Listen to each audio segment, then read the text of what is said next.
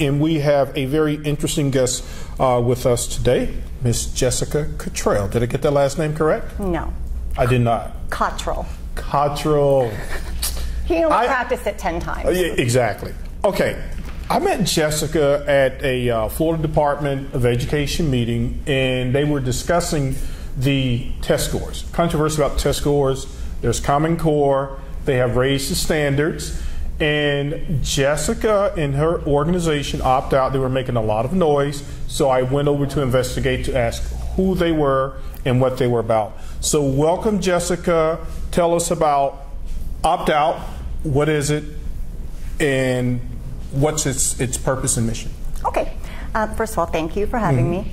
Opt out is, well, actually, we just started the Opt Out Florida Network. We have all different areas in Florida. You know, whatever county or district that you're in, there is an opt-out group where you can seek some advice and support. But basically, we do not agree with the high-stakes testing, how our system has become so driven by this one particular test. Actually, it starts in pre-K or kindergarten, and they are prepping starting in VPK at age 4. They start prepping them for these tests, and they're taking like 100 assessments a year, all to see how they will do on that test. And so I would say to you, okay, I'm going to play, sure. I don't want to say devil's advocate, but let me come from a school district perspective. Absolutely. Well, Jessica, you have children. How do you know if the children are learning and if the teachers are teaching if you don't have some type of standardized test for them? Well, how would you know that? Well, there's many ways that we can be doing things better. We can be using performance-based assessments rather than using these particular tests that are 40% of the teacher's evaluation here in Florida. What that essentially does is it sort of pits teachers against each other. And instead of sharing information to try to help all children, people are scared. The teachers are like, well, gosh, if my kids are actually improving, if I share this, then it's just very uncomfortable. But there are many ways. There are, I mean, proven. If you look at Finland's model, you can look at a bunch of different schools that used alternative methods.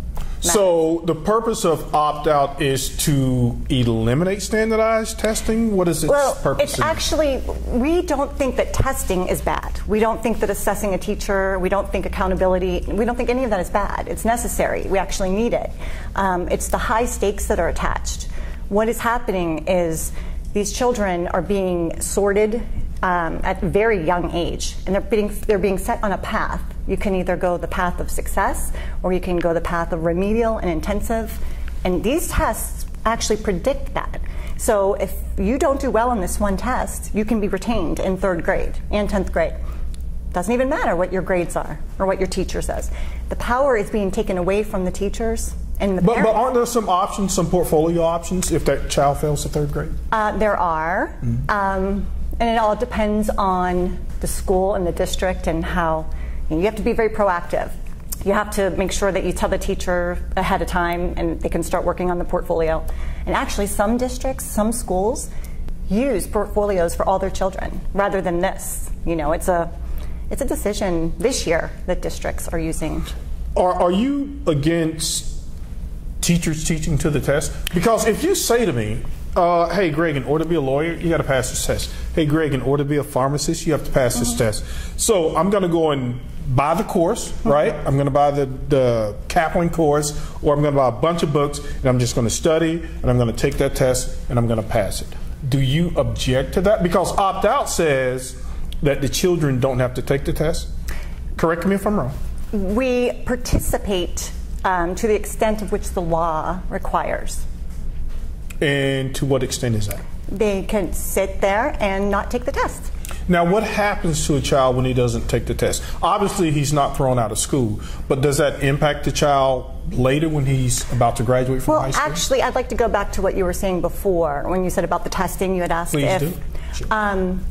What we've seen, the shift in the climate has been, when you were growing up, when I was growing up, the teachers taught us material and we learned in our own way. We were, you know, we're all so different.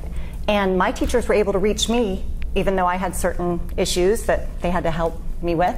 But what they did was they would teach us, and then they would test us on what they taught us to see how we did. No, now what they get, this is what you have to teach them. They have to teach to the test. But what's wrong with that? And the teachers don't even know all the material. They don't even know what they're supposed to. I mean, look at what happened with FSA. I mean, this is the most invalid test you can ever imagine. It is so. The state would beg to differ. They said that it's a valid test. The state said that after there's many quotes of them saying otherwise, but then they retract their information. It's, you know how that works. Well, I want you to help educate it, because I know that you are a concerned parent. Yes. But I'm just trying to say, if you're going to ask the kid not to take that test, then there needs to be an alternative. And so the colleges might say, well, Jessica, I don't know if this kid knows anything because we don't have any data. I mean, where are we going to get the data I'm from? glad that you asked that. Okay. Really. Because if you'd like to call any college here, anywhere, and ask them, what do I need to do for the FSA to get into your school? They'll say, what? You have to do what? Okay. Nothing. They do not care about how you do on the FSA. They do not care. This is the reformers' dream. Okay, this started 15 years ago with this testing.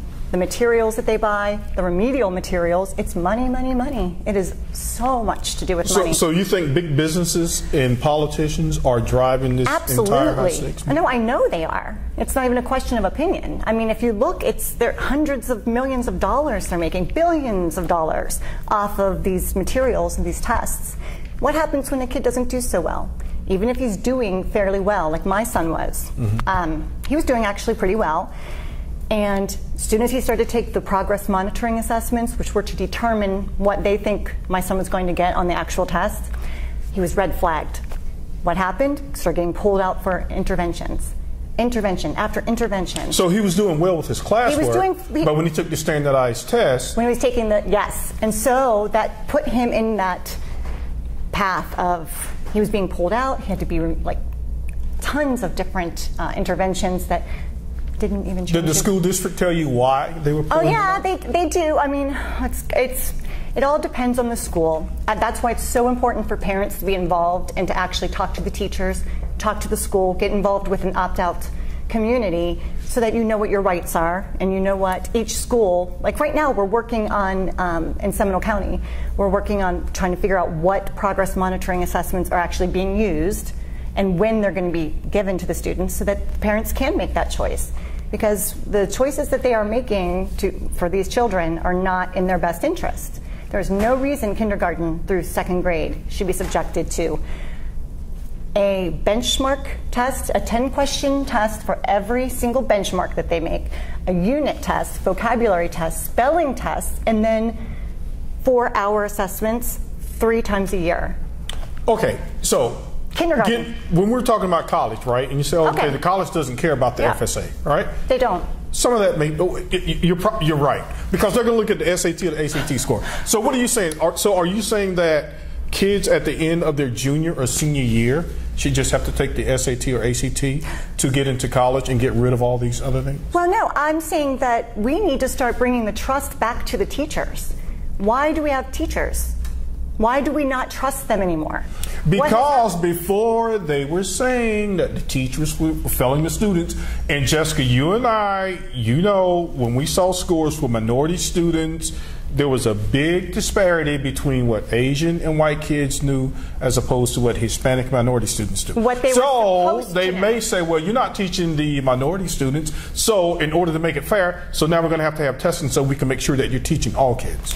I'm glad that you brought that up as well, because if you are to look at, historically, if you were to look at the testing with whites, it has gotten worse and worse and worse since all of this reform took place.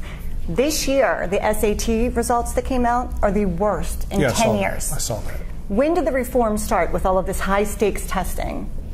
When it was 15 years? So where would that put those kids? Oh, this year, last year, taking the SAT? So you're saying that they've actually regressed? Absolutely. It is not working. This is not working. And our children are less prepared for college. And let's not forget, their whole motto is to make these children career and college ready. Yes, true. Well, and be successful, but what is their definition of success? Because my definition of success greatly differs from what theirs is. Mine is seeing my child happy and feeling good about himself and finding a niche that he didn't know he was good at. And whether it be art, music, band, and that's all being taken away from these students. They are putting more and more test prep. So are you guys trying to encourage every parent that's interested to tell their child not to take the test? Absolutely.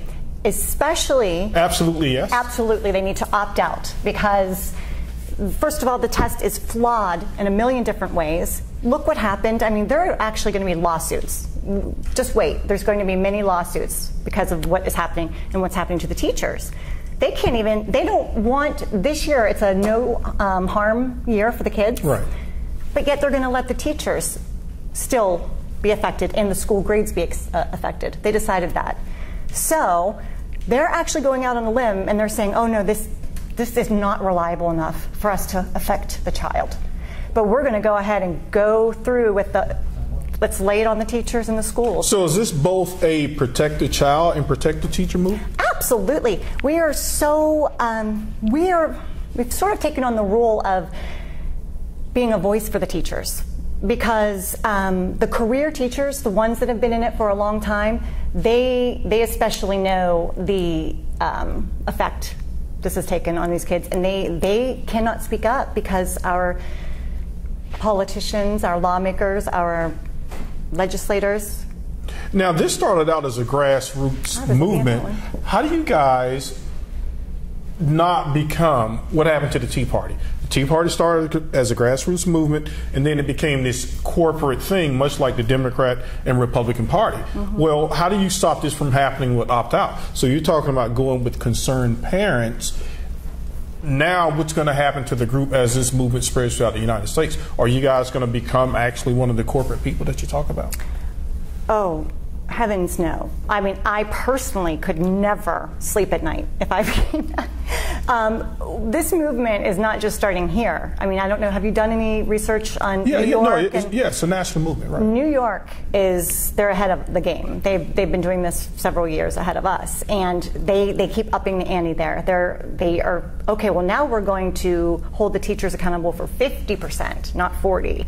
You see, so they start to try to pit the teachers against the But parents. it looks like the state is winning, yes? No. What do you mean by that? Well, because you just said in New York they just upped the ante, so obviously... They're paying attention and they're threatened. So Okay. what they're going to continue to do is push back. And how do they do that? They hold the teachers hostage.